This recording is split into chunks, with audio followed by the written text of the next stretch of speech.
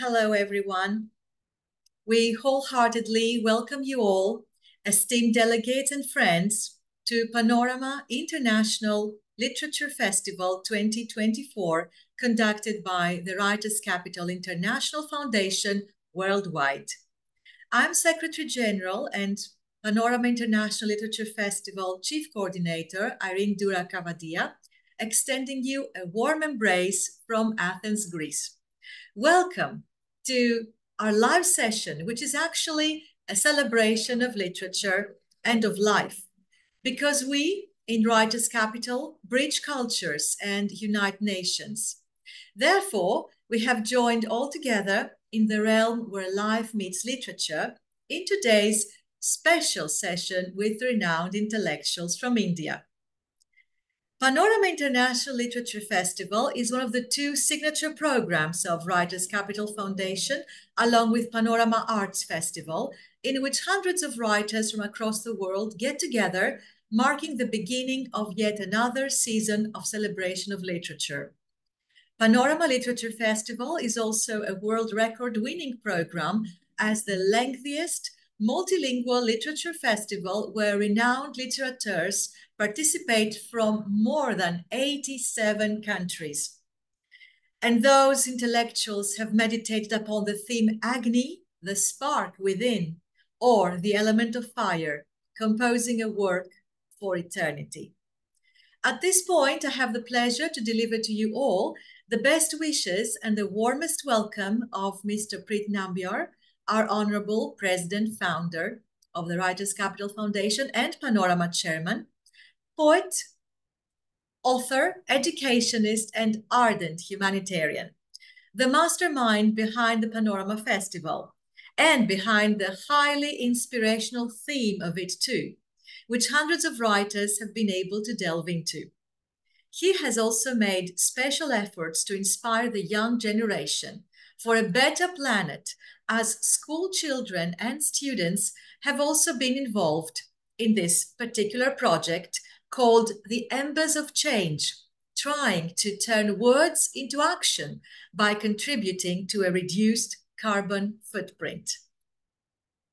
In this session, we proudly announce the Quill Compendium 2024, the captivating literary venture affiliated with the renowned Panorama International Literature Festival and Writers International Edition Publishing House.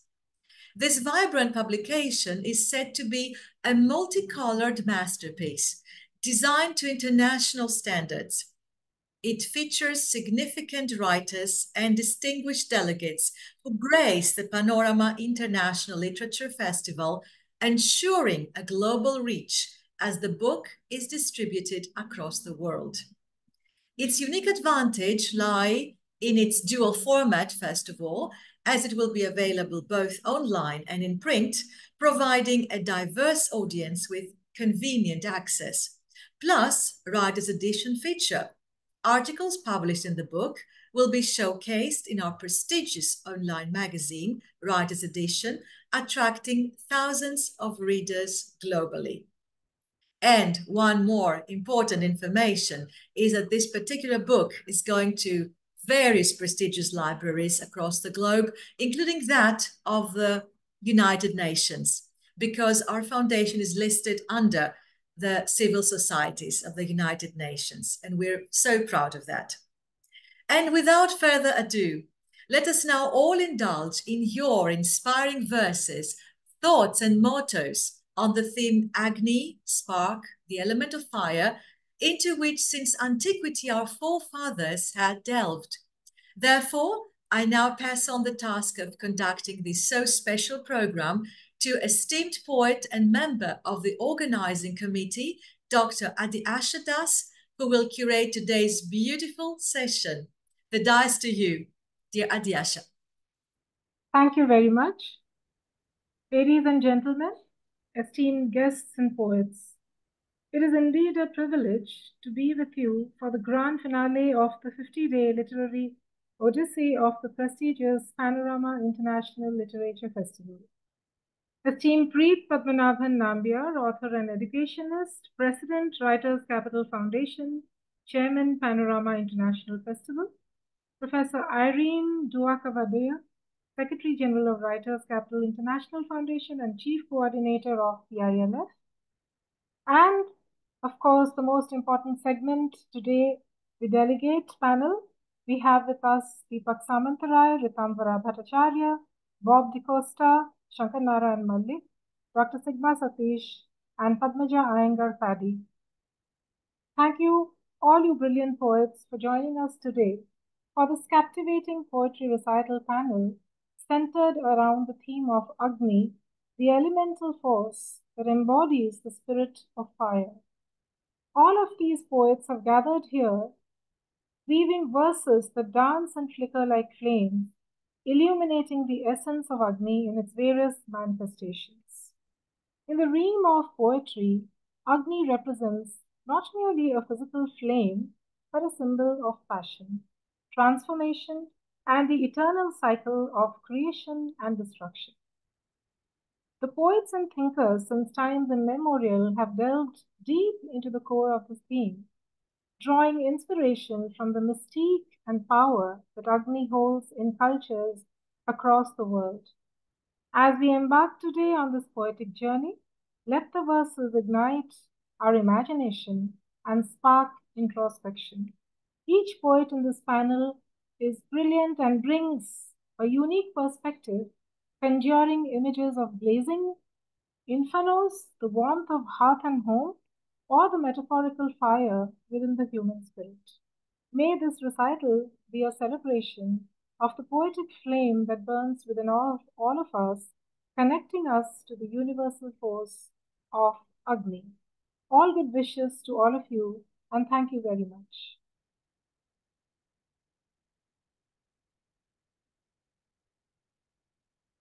That was a beautiful and inspired introduction. Thank you, Dr. Adyasha. You can invite each one of the delegates to also bring in their beautiful verses and mottos.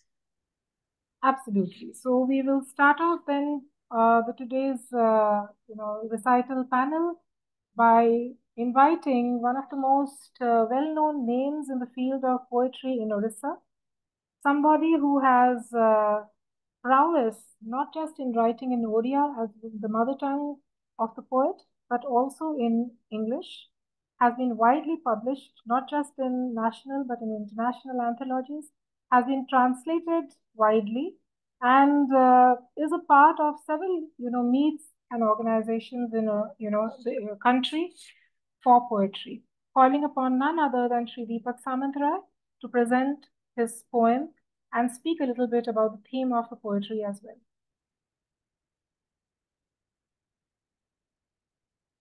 Please unmute yourself.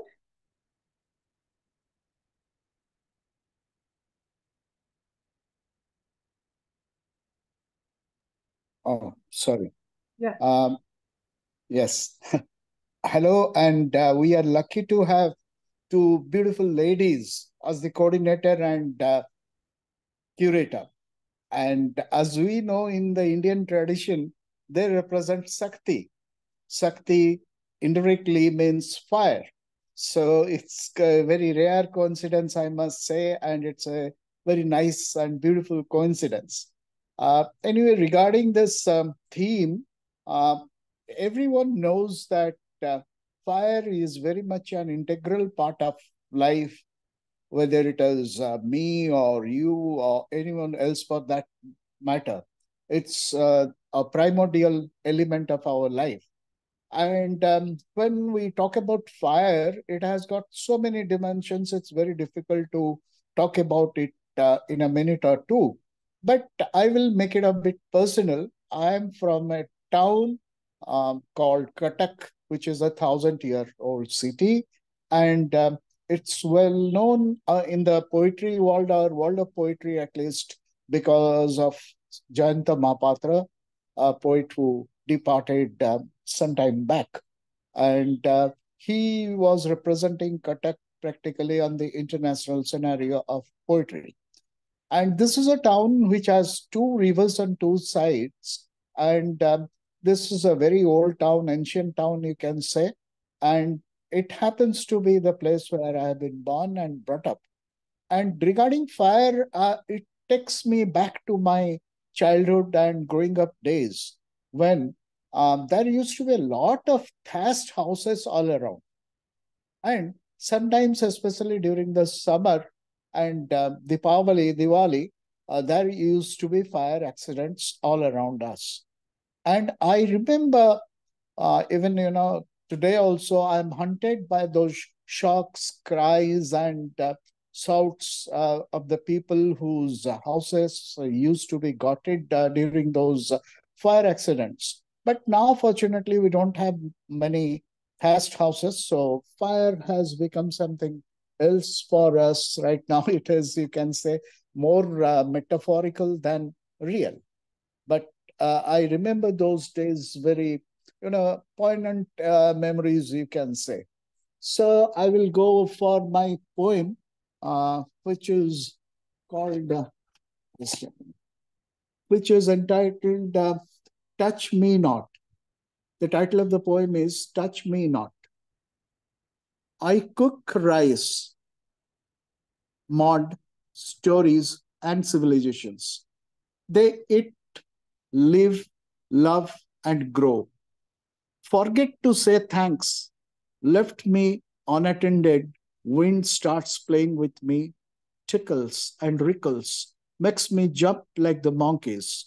No longer am I able to control my movements. I burn whatever I touch. Get blamed for no fault of mine. I'm cursed. If you love me, please wait. If you love me, please wait. Don't touch me. Don't kiss or hug me. Don't doubt my love for you. I will touch you in my own way. Shall envelop you in the warmth of my love. Make you forget winters. Spring is going to be there to caress you with soft lips and petals.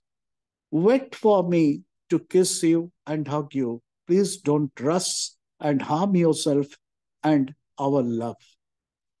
Let me confide in you that the fire raising in your bellies and groins is no cousin of mine.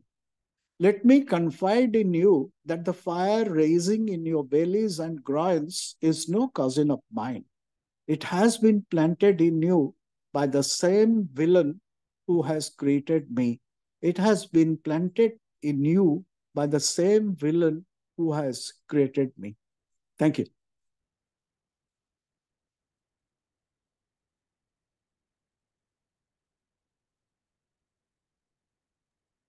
That was indeed a very wonderful, symbolic treat we just had from Mr. Dipak Samantarai. Thank you very much for a great start to the panel today. As very rightly, we had interpreted the theme that Agni does not need to be literally portrayed in poetry. Right. We can, interpret our own meanings of Agni. So in a very beautiful manner, you have interpreted your growing up years with Agni. So I think I really like the imagery and the portrait of feelings in your poem. Thank you so much for being a part of this. Please stay with us till the end of the session. I'm there. Thank you. Okay. I think we have Paddy with us. Are you here with us, Paddy? Padmaja? Yes. So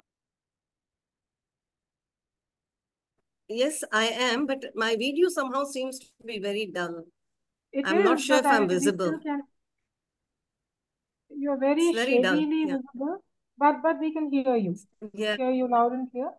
So fine. I think if you can hear me, that's better. We can hear you. I'm sure others will agree with me that we can hear Padmaja very well. Yes, In hello. fact, We can hear you very well. You're most welcome. Yeah. Thank you. So, Thank you. Yeah. So I will have the pleasure, since you are having a very slippery connection, Paddy, I will have the pleasure of calling you next. I'm sure, I'm not going to read a lot of the bio because all of you are aware about each other. However, when I think about poetry becoming an agent of social change, and at the same time, poetry becoming a symbol of portrayal of relationships, of emotions, I can think of no other than Padmaja Iyengar Paddy. Despite the fact that she had a career in banking, it could not stop the poetic feelings that were suffusing her. And she came out with several publications, and of course, the poetry anthology for which Padmaja is known all over the Amravati Poetic Prism. And apart from that, I think she has been a part of several international meets, multilingual poetry anthologies, and is probably one of the most liked poets in India, who has been translated into several languages. I have the honor and the privilege of welcoming Padmaja Iyengar Paddy to read her poem on the theme of Agni, fire.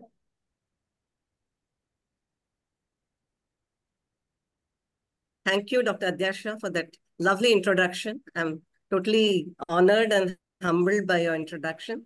Thank you so much.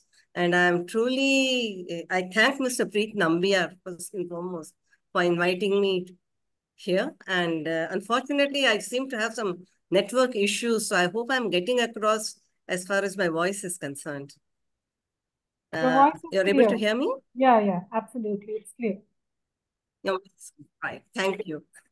So since you have given an excellent introduction, I don't need to introduce myself further, and I'll straight get to my poem. The title of my poem is Agni the Spark. A spark is enough to light up a face. A spark is enough to brighten up days. A spark of an idea leads to innovation.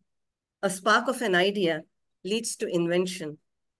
A spark of an idea writes a magnum opus. A spark of an idea creates a masterpiece. Little sparks can create a fire. Kannagi's curse and ire burned the Madurai city entire. If only the ruler inquired prior. Let the sparks always sparkle. Let no spark ever rankle. Let the sparks always glitter. Let no spark ever embitter. Thank you. Well, I think that was absolutely beautiful. And in the world of free verse, thank you. I'm also somebody who writes in free verse, but the magic of rhythm is something which you have kept alive, and this is a beautiful ode to that spirit. So the concept of fire as a spark is something which is commonly interpreted, but you have given a very uncommon representation to that in your rhythmic poem, and in fact that would encourage me to repeat two lines which I remember. Fire is the voice of God speaking in tongues. Fire is the liberator of water, slipping the earthly bonds. I think I probably could do a good job of the verse. So thank you so much, Padmaja, Paddy, for being a part of this and adding grace to the panel. Thank you for the honor. With this, we would like to move on to our next poet for the evening. We have with us Sri Sankar Narayan Mallik. Once again, we have a lot of bankers today, a lot of people from the banking world who are poets. So with a very illustrious career in NABARD, an organization in India, I think Shankar would probably speak a little bit about it. Shankar Narayan has been a scholar of repute, has been a poet and a critique, and also an editor of several books. A person who has been in love with literature right from his school days and has gone on to win several debating matches and is regarded as one of the most insightful poets by many. I now have the pleasure and honor of inviting Sankar Narayan Mallik to share his thoughts and read his poem in this panel. Yeah, good evening to all. I hope I'm audible. You are audible, absolutely. Yeah. So, esteemed Irene, esteemed Adyasha ji, esteemed and illustrious poets Bob D'Costa ji, Dipak Samantarai ji, Dr. Sigma, Dr. Padmaja. So it is a great fortune on my part to be here. I, unlike all of you, am not exactly a practitioner of poetry, I'm just a lover of poetry, and maybe you can say a dabbler sometimes. Let me speak a few words and what thoughts come to me on today's evening. Is an amazing theme you have chosen. In fact, Agni, the spark. So when I feel, I will relate a little bit to my life experience and also what I understand theoretically about poetry and Agni. So I was just like Dr. Samantarai. I'm a boy from Cuttack, but I grew up basically in the formative years in Puri. So it's the sea beach of Puri, which has actually fired my imagination. So, Puri has such a geographical setting, such a unique setting, that both the sunrise and the sunset are always visible. The sun rises from the waters and goes deep into the waters all around the year, whether it is whatever may be the season. So because Puri is called Sankhaketra, it has a peculiar shape, the beach. There are few such beaches in the world, and Puri is one of them. You can view the sunrise and the sunset. So that always gave me the idea of fire. And when I used to roam on the sea beaches, I used to see the fire of Swargadwar also. Swargadwar is the name of the fire, cremation, sacred cremation ground, where the bodies are consigned to flame. So the end of life also is visible there. So, and in the nights, the Puri, especially in such winter, early spring season as it is now, the sky comes in all dimensions and the stars are very much visible, conspicuous. It is a great view, the starlight in the night, and it gives the depth and the dimension of the cosmos, as it were, becomes very conspicuous. So that has always been there. Fire has always touched me in that way. And maybe from far away, I used to see the flag of the temple flying, also red in color. So this is the way fire touched me in my childhood. Now, when coming to this topic of today, when we think of the fire, I think of fire always as a mediator between the earth and the heaven. As Irene is here, she will very much appreciate. We know a lot about Greek myth, Prometheus, who brought fire. And Prometheus was a god who became man, who brought fire. And poetry is such a thing which has got a peculiar connotation or similarity with fire, I can say, because fire does not have a very, very fixed shape, unlike maybe earth. Something very fluid like water, but much more conspicuous than air and ether.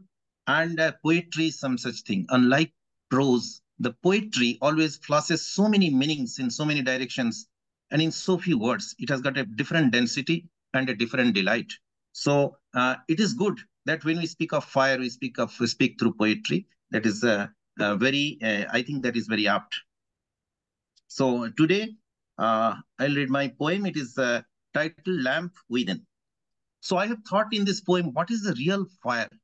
The most fearsome and the most fulsome fire. I think it is love and the light within. Lamp Within is the title of the poem. This evening, when the air is tossed by spring, winter receding, the bird of fire has spread its wing on the western sky, serene and shining. Life's ignition, with its evanescent abandon, is spread its wing, the bird of fire. Fire is the spark of creation, of preservation, of conflagration. Shiva dances in the circle of fire. Such is his cosmic dance. The fire is also ice, is also cool in another avatar. Fire is tranquility and the trance. Fire, in its finest way, joins earth and ether, mediates with water and air. Fire is all too human, and yet it is so pure and divine. It is the Prometheus, Promesh, and passion. Fire is there at the time of birth. Fire is there in the home and hearth. Fire is there at the time of cremation. It is the beginning and end. It is the music of the journey. It is the fuel of the cart of life. It is at the sunrise and it is at sunset. It further leads us into the dead of night, into the starlight. Fire is anger. Fire is indignation, violence, war and devastation. Fire is warmth, healing and protection. Fire heals and fire kills. Then what is the finest of fire? The most fearful, the fierce, fearsome, the most flowery, the most fairy-like. The finest of fire is love, the lamp of love that is lit within, the light lisham lambent, love that is lit within. Deep within, the lamp of fire, the lamp of love is lit, and far away in the sky, it is reflected. Far away, outside, it is reflected day and night in the sunshine and the starlight. Thank you. Thank you very much. I think you really wove a carpet of magic with your words. And I love the title Lamp Within. And I also think that, there was imagery there was culture, mythology. And after listening to your poem, I thought, you gave a lot of new linkages of Agni. Like in various cultures and mythologies, we know that fire is often associated with purification and renewal, symbolizing the cleansing of the old to make way for the new. You spoke about death, about the funeral pyre, and you also spoke about a bridge between the earthly existence and the ethereal unknown. So thank you very much for putting together a wonderful experience in the form of lamp within your poem. With this, we will move on to yet another very luminary poet among us, who is very well known and is appreciated in several circles. I will call upon Dr. Sigma Satish as our next contributor. If I have to talk about a poet who is also an academician of repute, then I'm talking about none other than Dr. Sigma Satish from Trivandrum. She is a very unique blend of creativity and academics, and brings with her a unique perspective of several years of experience. Apart from her experiences abroad at working on the Ministry of Manpower Oman to the college where she is the head of the department, she has been a prolific writer with several successful anthologies, books to her credit. She has also done editorial work, and Sigma has been a part of several meets, several functions of poetry. And in recognition for her literary achievements, Dr. Sigma Satish has also been conferred with many prestigious awards. If I start, the list is long, but she has also been a long-standing delegate of Panorama International Literature Festival. And so it is especially meaningful that she is here, with us this evening to share her creativity. So grand welcome to you, Dr. Sigma.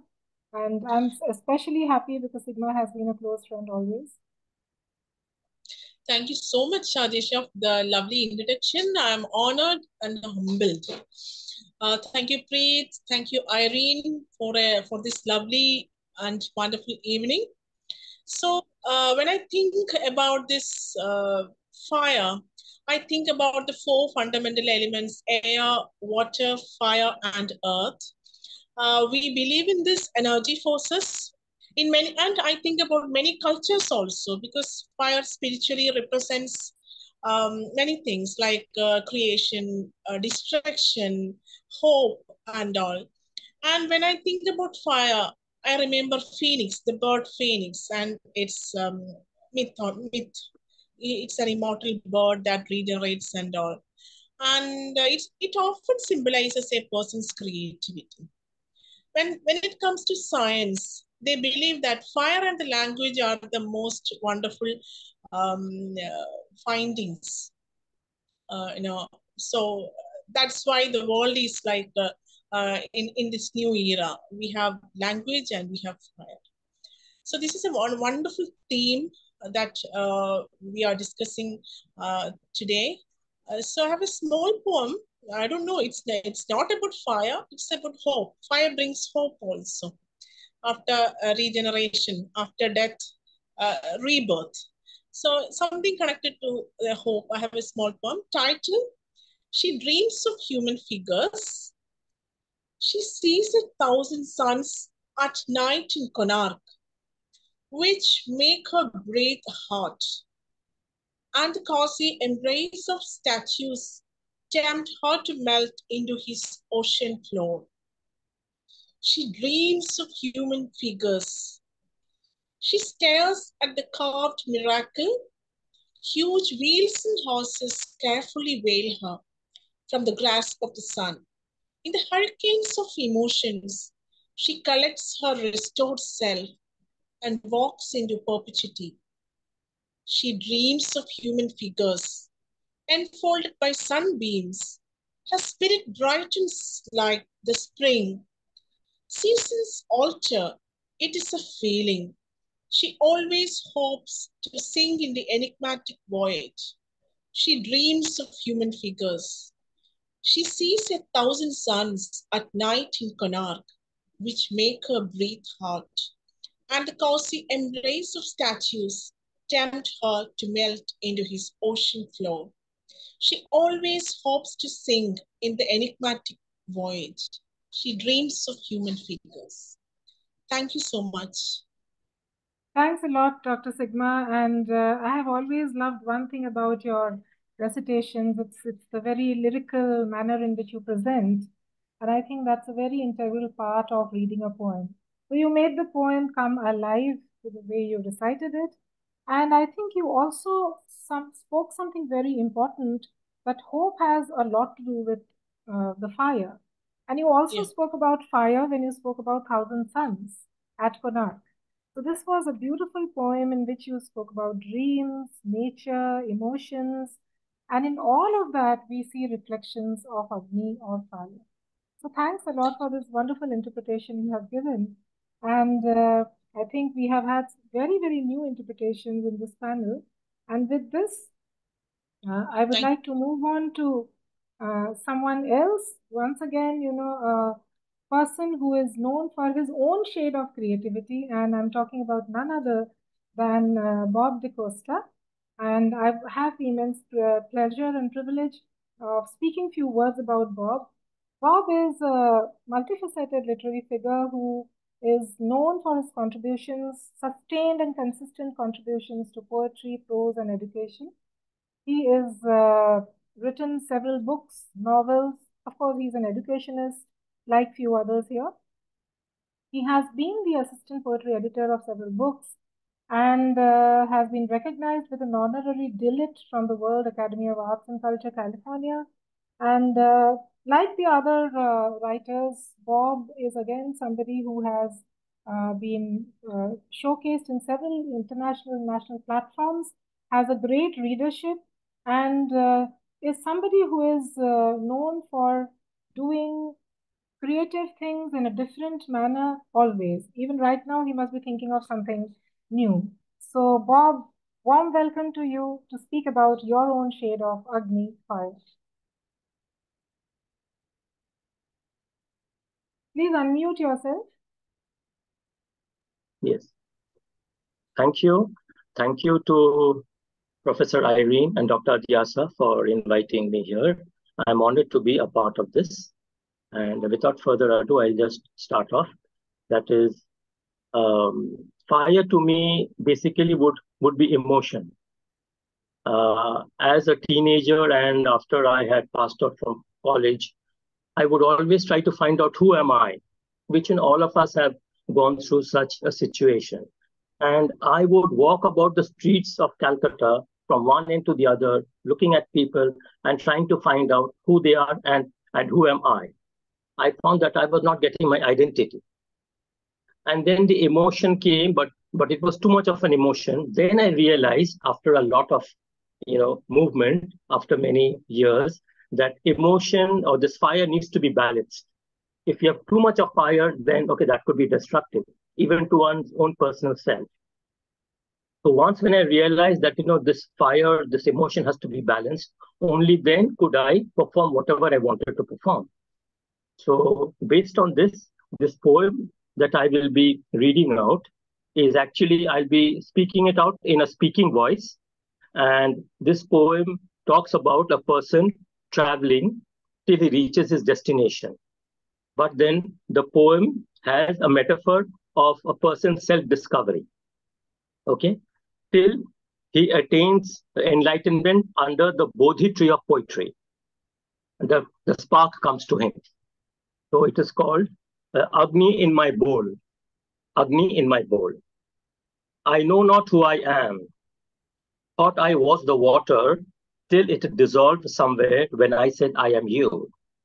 Thought I was the air, but it passed by without a caress to my thirsting soul.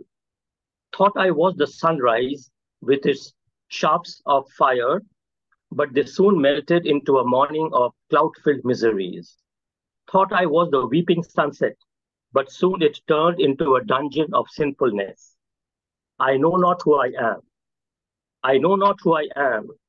Thought I was the earth, till it ungratified itself with my touch, and scattered into the desert of my shameless sorrows. Thought I was a Hindu, but remembered words from the Quran. Thought I was a Muslim, but words from the Gita touched my soul. Thought I was a Christian, but words from the Granth caressed my heart. Thought I was from Sri Lanka, from Afghanistan, Bhutan, from Bangladesh, Maldives, from Pakistan, from India, Nepal. But every song perished halfway on its journey. Every step faltered. Every lake dried up when my eyes rested on them. The mosque closed its door, the church its gate, the temple its portal, the Gurdwara its entrance. I moved over unknown thorn-filled clouds and rubble and stones. Debris gave solace to my soul. My feet bled, my throat parched, and my blood was a lazy river in my veins. And when my fatigue closed the lids of my eyes, a light appeared in the distance, and a pinpoint of it fell into my bowl. And thus was born Agni, Agni in my begging bowl, the bowl of the fakir, the seeker. Thank you. What an absolutely stunning ending. Thus was born Agni. It is indeed, like I said, Bob has his own way, his own treatment of the theme. So, I hope you all realize Bob literally went and picked up all parts of his life and the whole world and put it into his poem. Religion was there, society was there, life was there, and Agni was also there. So thank you, Bob, for this wonderful metamorphosis you have done of ideas. With this, it has been a wonderful journey, but we now are gradually moving to the end. And I'm absolutely delighted that we have with us a young, talented poet as our last speaker, because I think it is the youngest ones who always understand the spark or Agni the best. So welcome to you, Ritamvara Bhattacharya.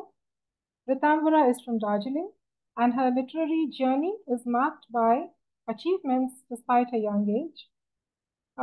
Recently in 2021, she co-authored her debut chapbook In the Mirror Our Graves alongside veteran writer Ravi Shankar N, and this has given her widespread acclaim. Of course, she has also gone on to write other anthologies published by Writers' Workshop, and is a very, very earnest poet, and normally her poetry deals a lot with imagination and emotions. And so it is indeed a very wonderful fact that we have a representative of the young generation to represent their thoughts in this panel. So I have a lot of pleasure in welcoming the last poet of this panel, Ritamvara Bhattacharya.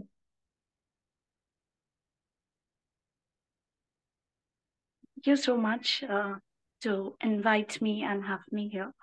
And I'm absolutely delighted to be a part of the celebration. I'll be reading a poem that has been titled Fire Itself. And it is basically the fire as a metaphor, traveling from desire of body, desire of love. And then it moves on to how fire is reciprocated in each objects of nature. Especially during the autumn, each leaf seems to be adorned with the fire of nature. And then gradually the leaves fade off, they fall on the ground. Similarly, human bodies too fall off. They fall off from their desire. They fall off from too much of fire that we churn in our bellies. It has to be balanced, as Bob DaCosta has said such wonderfully. So, and basically then what remains? It remains as the fire of prayers. That's what the poem is all about. It's a journey. It's a woman's journey. And I would like to read it out. Fire. My mother had her first test of fire under the grotesque mulberry tree of her in-laws' orchard. Her tongue and my father's churned the ribs of the sultry July afternoon. Time's fingers pressed the harmonica of her spine. Time's fingers pressed the harmonica of her spine. She chewed pages of poems and leaves of autumn ruffled across her mouth. That afternoon, her past is a tree pole of fairy hymns. In her sleep, her body is covered with blankets of poetry. There is a fire lit in the forest of mulberry trees. Each leaf rippling with wind awaits the fire to dress their bodies. Scarlet, cinnamon, gold. My mother's mouth is the harvest of fire. It has lines of soot for stories to curl up. I have given her away to the holiness of the cold December night. I have heard the moon pray till it gave away to the shadow of the mulberry tree. I have heard wolves chasing rosary beads of the fragrant flowers. I have seen fire raising its flames in a bonfire of prayers. Thank you so much. That was an absolutely mesmerizing experience, Ritamvara. You write much beyond your age. And I think some of those lines were so touching that fire can actually give a touching experience. The last poem, was basically about that. It is a woman's experience that you put together in the form of a poetry. And I'm sure all across the world, it will find a resonance. So thanks a lot for coming up with a very, very bold poem. And I think it is very right because the youngsters, the youth of the world are making a bold statement about poetry and about life and death. So with this, we come to the end, the conclusion of the panel for today. And I would like to thank the delegates, our delegate poets, for having come together with a basket of wonderful creations, which I'm sure is going to be treasured by Panorama International Literature Festival and all the listeners. I thank Irene for having been with us, for having been a backbone, in fact, and putting it all together. Of course, I remember Preet and his encouragement and motivation for putting this evening together. I would like to now request Irene to sum it up. Thank you so much, dear Dr. Adyasha Das, for this beautifully curated session, for bringing together this bouquet of delegates to adorn the final live session of the Panorama Festival before the concluding ceremony that we have later on tonight. Like you said so wisely, this is the time of change, of social change, and Panorama has the view towards that. And we're so thankful to have the young generation among us because this is the future. And especially in this year, I would like to connect this with something very special for us. We're also embarking on an exciting new endeavor, the establishment of Lovedale, the headquarters of the Writers' Capital International Foundation, situated in the culturally rich city of Mysore, India. Lovedale is not just a building, it's a visionary project designed to provide a haven for all our members, a place to pause, recharge, and reconnect with their essence, regardless of nationality, class, religion that we mentioned before. Lovedale aims to be a unifying space for everyone. Furthermore, Lovedale envisions various community projects, including an old age home, an orphanage, and other various initiatives aimed at uplifting society. Your support, whether moral or otherwise, is crucial for the success of these ventures. Together, we can make a significant difference in the lives of those in need. And concluding, this year, the theme Fire has inspired hundreds of intellectuals across the planet, and it was indeed predictable. The spark, the element of fire, it's also one of the 4 classical elements in many, many mythologies, cultures, philosophies, sciences. Of course, in ours, in Greece. How close our mythologies are. Fire has always been associated with the qualities of energy, assertiveness, and passion. You have already mentioned Prometheus, the hero who stole the fire from the gods to offer it to humans, and he was punished for it. You also mentioned the mythical bird, the phoenix, being reborn from its ashes. We have this as a symbol of our war of independence 200 years ago only. Heraclitus, one great Greek philosopher, considered fire to be the most fundamental of all elements, the mother or father, as he used to say, of them all. Of course, fire purifies and destroys as it gives birth. And as all coins, of course, it has its 2 sides, 2 facades. Especially the field of poetry, the theme was able to inspire and to ignite the spark within, to produce light, to illuminate, like you have. Bottom line, words ignite fire. Really, what wonderful, crisp verses we all indulged in today, in this very, very special session. In fact, so melodious and profound.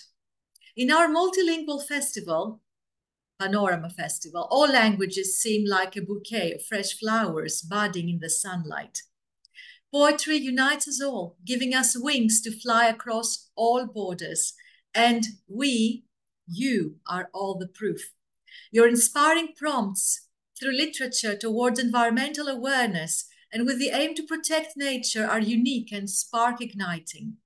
So much in alignment with the vision and mission of the Writers' Capital International Foundation. We are happy and proud that your voice has been heard in more than 80 countries across the globe, along with the messages that you wish to convey towards a better planet for us all, especially for the next generation. Thank you so much, Dr. Adyasha Das, for this wonderful session that you have offered us tonight. Thank you all esteemed delegates for being part of our panel here today. Please continue conveying these mighty values of humanity. We thank each one of you for being a major part of the event with your magnificent literary works. We also thank our viewers from across the world for watching us. Before parting with you, we call you all to join us in Writers' Capital Foundation, embracing this massive social change. Goodbye, everyone. We promise to unite ourselves in the realm of literature again real soon. A warm embrace from Athens, Greece. A warm hug to you all. Thank you so much. Thank you.